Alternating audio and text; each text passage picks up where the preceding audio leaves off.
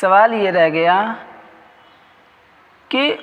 حقوق اللہ تو توبہ سے معاف ہو جاتے ہیں، لیکن حقوق العباد کیسے معاف ہوں؟ مثلا آپ نے کسی کو گالی دی، کسی کو برا بھلا کہا، کسی کے دل کو دکھایا، کسی کی غیبت کی، چغلی کی، یہ کیسے معاف ہوں گے؟ اللہ کے نبی صلی اللہ علیہ وسلم نے اس کا بھی علاج بتایا اور عمل کر کے دکھایا کہ ایک مرتبہ اللہ کے نبی صلی اللہ علیہ وسلم مسجد نبی میں عام صحابہ کے سامنے کھڑے ہوئے اور کہنے لگے کہ اے صحابہ کی جماعت، اگر مجھ سے میرے ذریعے سے کسی کو تکلیف پہنچی ہو، کسی پر زیادتی کی ہو، کسی کا کچھ میرے اوپر باقی رہ گیا ہو، تو میں آج اسے اجازت دیتا ہوں کہ وہ اگر مجھ سے بدلہ لینا چاہے تو مجھ سے بدلہ لے لے، اگر کوئی معاوضہ اور کوئی صلہ چاہتا ہے اس کے بدلے میں وہ لے لے، اور اگر معاف کرنا چاہتا ہے تو میں اس سے درخواست کرتا ہوں کہ وہ معاف کر دے۔ یہ وہ ذات کہہ رہی ہے جس کے بارے میں قرآن کریم کہتا ہے فَلَا وَرَبِّكَ لَا يُؤْمِنُونَ حَتَّى يُحَكِّمُوكَ فِي مَا شَجَرَ بَيْنَهُمْ ثُمَّ لَا يَجِدُوا فِي أَنفُسِهِمْ حَرَجًا مِّمَّا قَضَيْتَ وَيُسَلِّمُوا تَسْلِيمًا، کہ آدمی مسلمان ہو ہی نہیں سکتا اس وقت تک جب تک کہ وہ اپنے آپسی اختلافات میں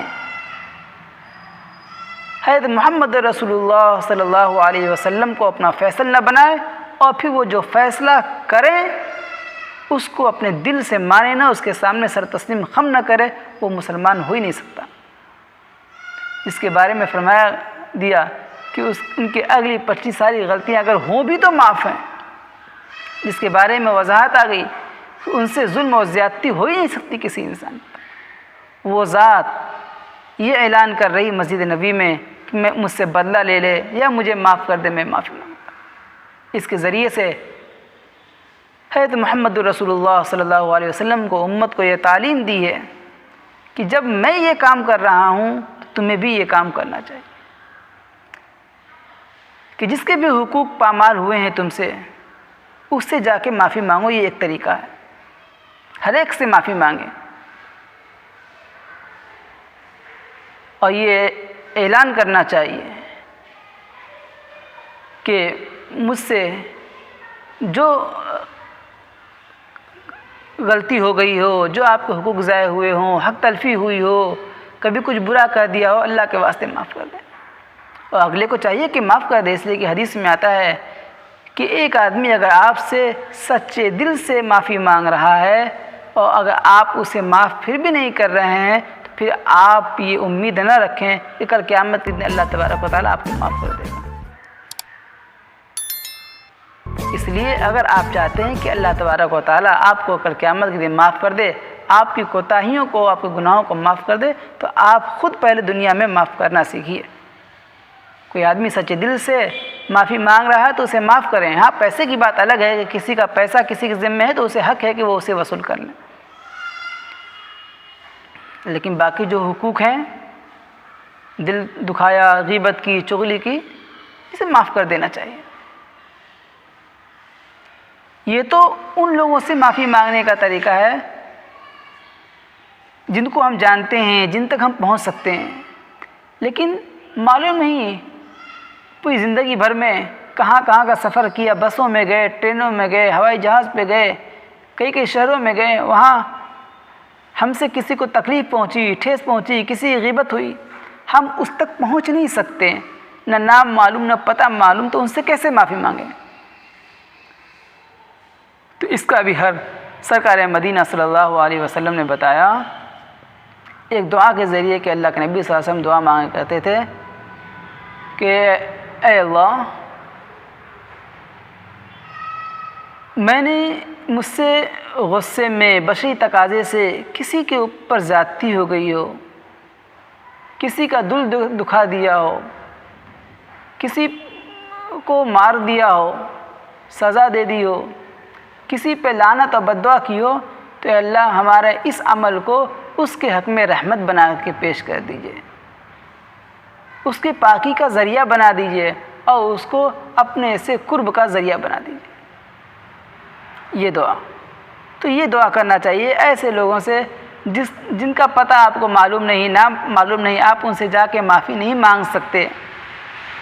اسی حقوق العباد میں تو معافی مانگنا شرط ہے کہ جب تک جس کا حق آپ نے ضائع کیا وہ معاف نہیں کرے گا تو تب تک تو اللہ تبارک و تعالیٰ بھی اس گناہ کو معاف نہیں کریں گے۔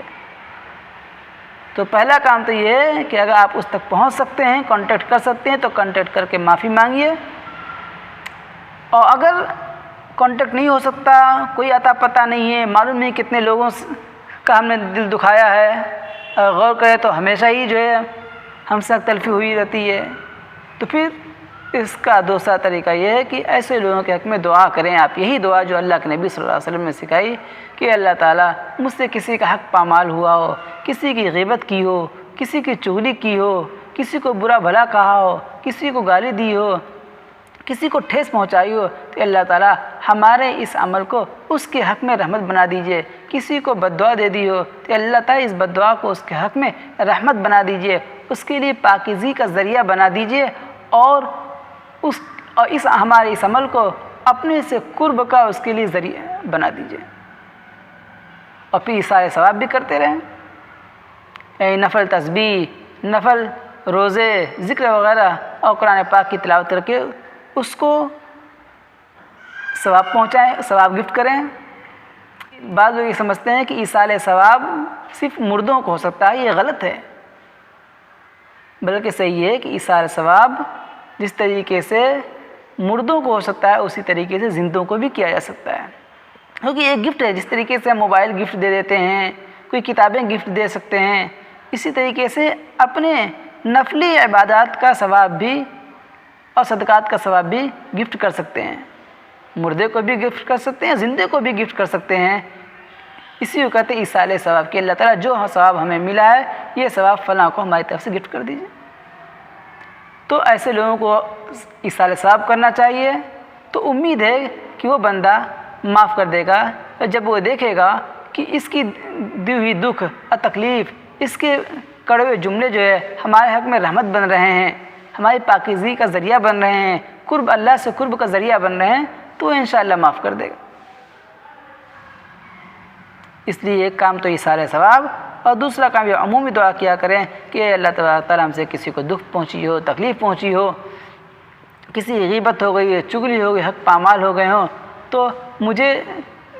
جہاں تک ہو سکے مجھے ان حقوق کے ادا کرنے میں ہماری مدد فرمائیے، آسان فرمائیے، اور جن کا حق ادا نہ ہو سکے اللہ اس کے حق میں جو ہے ہمارے ان ساری حرکتوں کو اللہ رحمت بنا دیجئے، پاکیزگی کا ذریعہ بنا دیجئے، اپنی نزدیکی اور قرب کا ذریعہ بنا دیجئے، اور اس کے دل کو میری طرف سے صاف کر دیجئے، اور اس کو مجھ سے راضی کر دیجئے، تاکہ وہ میرے گناہوں کو معاف کر دے، میری غلطیوں کو معاف۔ یہ دعا تو حقوق العباد کے معافی کا ایک طریقہ ہے۔ سب سے پہلے تو آپ کو جس کا حق ضائع کیے اس سے معافی مانگنا، اور اگر آپ اس سے معافی نہیں مانگ پا رہے ہیں، اس کا انتقال ہو گیا ہے یا اس تک آپ پہنچ نہیں سکتے ہیں، کانٹیکٹ نہیں ہو سکتا، نام معلوم نہیں یہ کن کن کا ہے، تو پھر